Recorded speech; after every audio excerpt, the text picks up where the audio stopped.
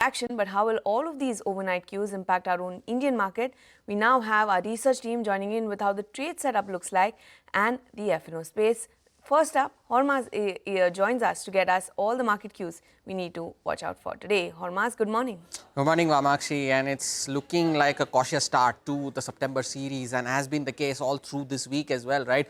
And if you see the benchmark indices as well over the last 4 days, is nothing to write home about. The Nifty is down almost 600 points. The Nifty Bank continues to be the pain point, down almost 2,000 points in the last 4 sessions. Similar story playing out for the broader markets as well. The small cap index too facing a loss of around 700 points in the last 4 sessions. Now, it's the Nifty ended the series lower as well. All sectoral indices closed lower on Thursday.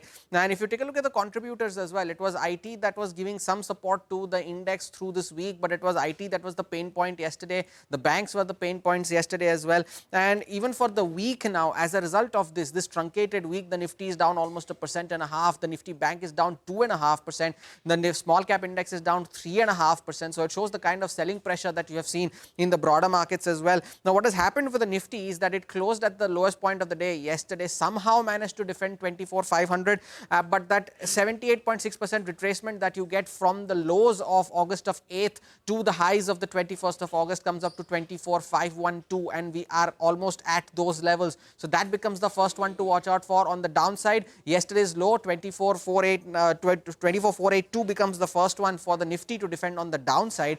And for the Nifty Bank, now it closed below the 54,000 mark yesterday, so getting above that and sustaining above that becomes the first challenge for the index. And the low of the 9th of May, which is 53,483, that opens up on the downside now. That becomes another important level to watch out for the banking index. Today, of course, is the start of the September series. We now enter a new expiry cycle. NSE moving to Tuesday, BSE moving to Thursday. So that will be in focus as well. GDP data reporting later this evening, but all eyes, of course, as you mentioned, will be on the Reliance Industries AGM, and it was that intraday recovery seen in Reliance Industries that ensured that the Nifty somehow managed to defend that 24,500 mark in yesterday's trading session as well. So for now, the GIFT Nifty is indicating a cautious start to the September series. It will be interesting to see whether 24,500 holds today, but all eyes starting 2 p.m. on the Reliance AGM. Well, absolutely, Hormaz. Of course, all eyes will be on the Reliance AGM. The GIFT Nifty for now is indicating a 14-point uptick. So a start minor in the green is what the GIFT Nifty is indicating so far. But, let's focus in on the F&O space then. Mangalam is here with cues from that. Good morning, Mangalam. Good morning. So we kickstart a new series, after what was a very volatile August series, we start a September series.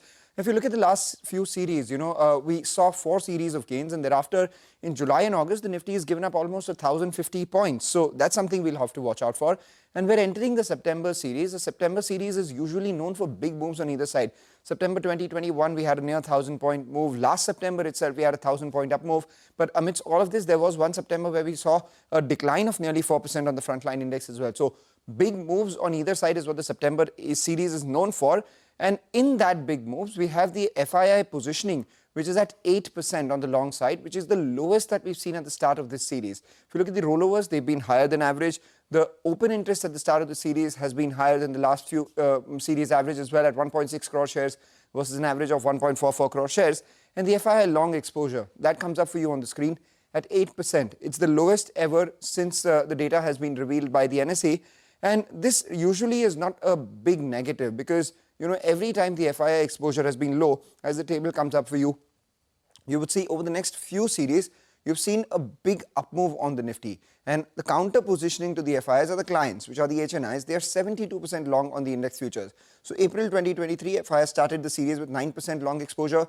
Next few series, we saw a 2,500-point move. November, we had an 11% exposure. The next few series, the Nifty saw a 2,900-point move. And then we had February 2025 as well. The FII started the series with 11% long exposure. The next 5 series saw a 2,300-point move on the Nifty. So what could be the triggers that could take the market higher? Starting today, we have the Reliance AGM. Any word on value unlocking will share weight on the stock, and the underperformance that the stock has seen perhaps could lead the market higher. We have the GST rate rationalization that come in.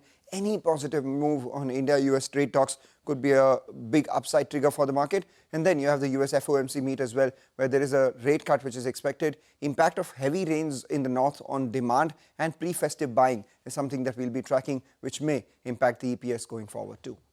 Well, thank you so much for that, Mangalam. Absolutely, we'll be watching on for the all-important September series then.